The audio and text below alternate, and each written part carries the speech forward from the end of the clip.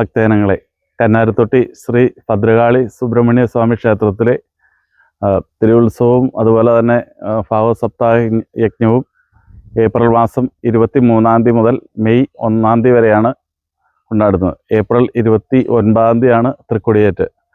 അതുപോലെ തന്നെ അതിന് മുന്നോടിയായിട്ടുള്ള നമ്മുടെ ഉപദേവതയായ കന്നിമൂല ഗണപതി ഭഗവാന്റെ ശിലാന്യാസം ഈ ഫെബ്രുവരി 6 വെള്ളിയാഴ്ച രാവിലെ 9:15 10:30 ഇടയിലുള്ള ശുഭമുഹൂർത്തത്തിൽ ക്ഷേത്രം തന്ത്രി ബ്രഹ്മശ്രീ പൂഞ്ഞാർ അജി നാരായണൻ തന്ത്രികളും അതുപോലെ ക്ഷേത്രം മേൽശാന്തി ശ്രീ മനോജ് മേലുകാവറ്റവും ക്ഷേത്രം ശാന്തി ശ്രീ രാജേഷ് ചെപ്പുകുളത്തിൻ്റെയും മുഖ്യാർമിത്വത്തിൽ നടക്കുകയാണ്.